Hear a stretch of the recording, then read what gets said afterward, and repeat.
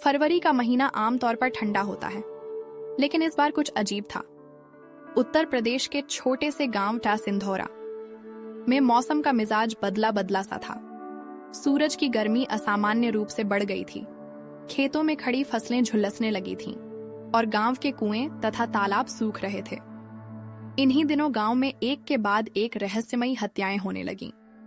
कोई ठोस सुराग नहीं था, लेकिन गांव के बुजुर्गों को लगता था कि यह सब प्रकृति के बदलते मिजाज से जुड़ा हुआ है। रवि शब्बियस, गांव का एक युवा पत्रकार जिसने शहर से पत्रकारिता की पढ़ाई की थी, इन घटनाओं की गहराई में जाने का फैसला करता है। वह जानता था कि ये हत्याएं किसी प्राकृतिक शक्ति का परिणाम नहीं हो सकती। जरूर इसके पीछे कोई साजिश थी। जब वह गांव पहुंचा तो वहां का माहौल बेहद डरावना था। लोग अपने घरों में दुबके हुए थे। रात के समय कोई बाहर निकलने की हिम्मत नहीं कर रहा था। रवि ने तहकीकात शुरू की और पाया कि मरने वाले सभी लोग गांव के वे व्यक्ति थे जिन्होंने अपनी जमीनें किसी भी कीमत पर बेचने से इनकार कर दिया था। रवि ने सबसे पहले मृतकों के परिवार वालों से बात की। सभी की कहानियां लगभग एक जैसी थीं। रात के समय अचानक गायब होना और फिर अगली सुबह लाश मिलना। लेकिन सबसे अजीब बात यह थी कि लाशों पर कोई चोट के निशान नहीं होते थे, मानो किसी ने बिना कोई संघर्ष किए उनकी जान ले ली हो। गांव के पुराने पुजारी पंडित रामदयाल ने रवि से कहा, बेटा, ये हत्याएं किसी इंसान के बस की बात नहीं लगती। ये तो कोई दैवीय प्रकोप लग रहा है। जब से गांव वालों ने जमीन बेचने से इनकार किया है, तभी से यह सब हो रहा है। लेकिन रवि अंधविश्वास में यकीन नहीं करता था। उसे यकीन था कि यह कोई मानव निर्मित साजिश थी। रवि ने फैसला किया कि वह खुद एक रात खेतों में जाकर छुपेगा और देखेगा कि आखिर हो क्या रहा है। उसने अपने कैमरे और रिकॉर्डर के साथ गांव के बाहरी हिस्से में स्थित एक खेत में छिपने का इंतजाम किया। रात के करीब 1 बजे रवि ने एक हल्की सरसराहट सुनी। वह ध्यान से देखने लगा। धुंधली रोशनी में उसने देखा कि कुछ नकाबपोश लोग खेतों में किसी के शव को घसीटकर ला रहे थे। वे लाश को एक पुराने कुएं में डाल रहे थे। रवि के दिल की धड़कन तेज हो गई। उसने धीरे से अपने कैमरे से तस्वीरें लेने की कोशिश की, लेकिन न तभी उसके पीछे किसी ने एक हाथ रखा। रवि ने तेजी से मुड़कर देखा। वह गांव का ही एक आदमी हरि सिंहान था। रवि, तुम यहाँ क्या कर रहे हो?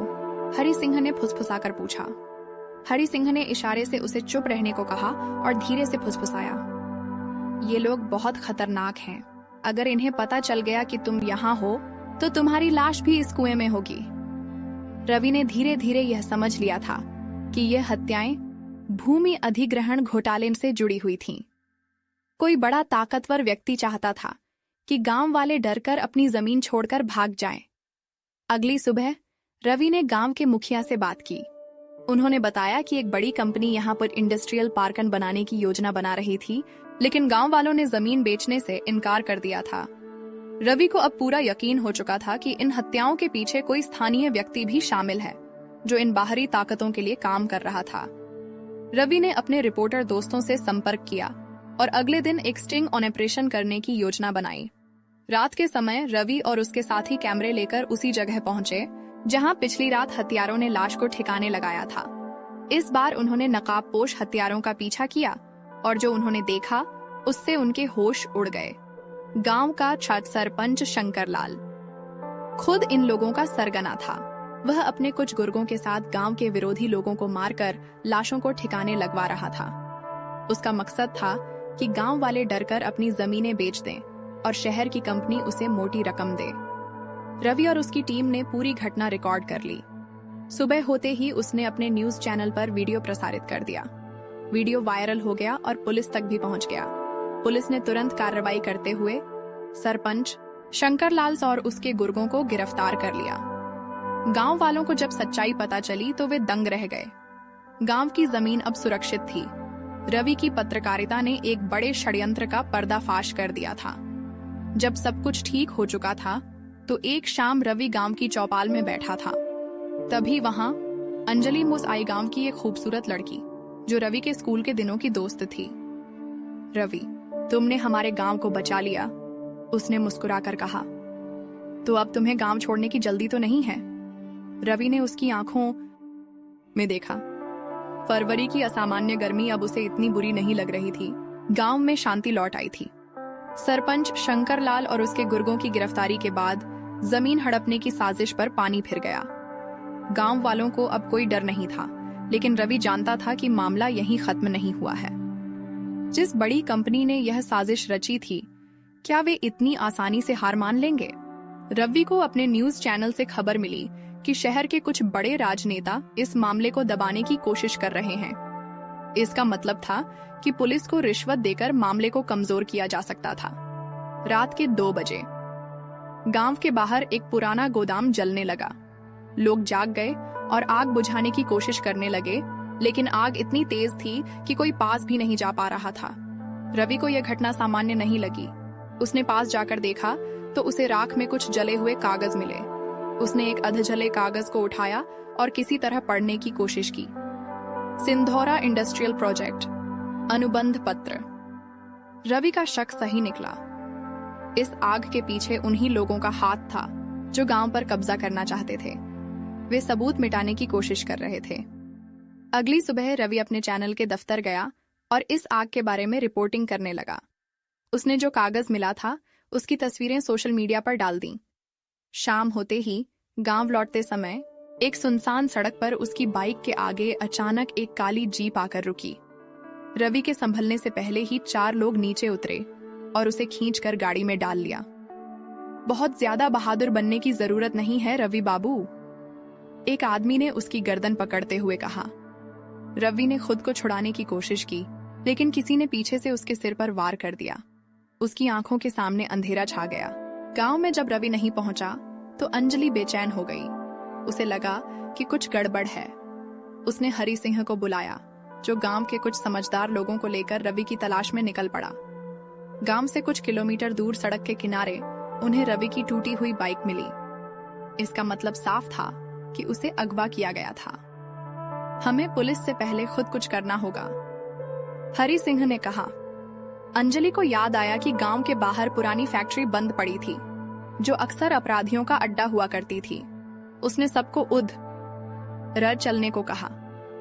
रवि की आंख खुली तो वह एक अंधेरे कमरे में था।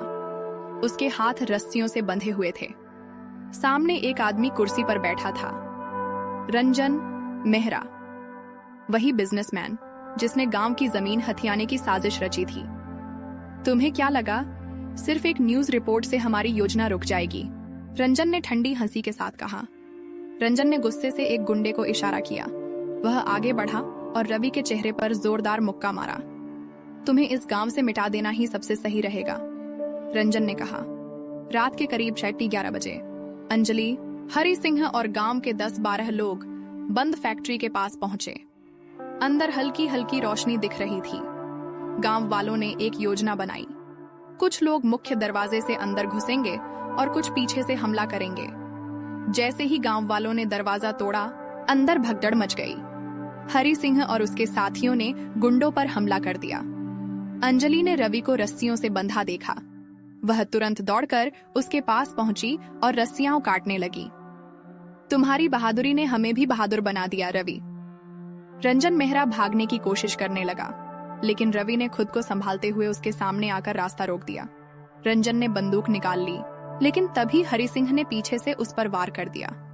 बंदूक छूटकर दूर जा गिरी। उसी वक्त पुलिस भी आ पहुंची। गांव वालों ने पहले ही रिपोर्ट कर दी थी। रंजन मेहरा और उसके गुंडों को गिरफ्तार कर लिया गया।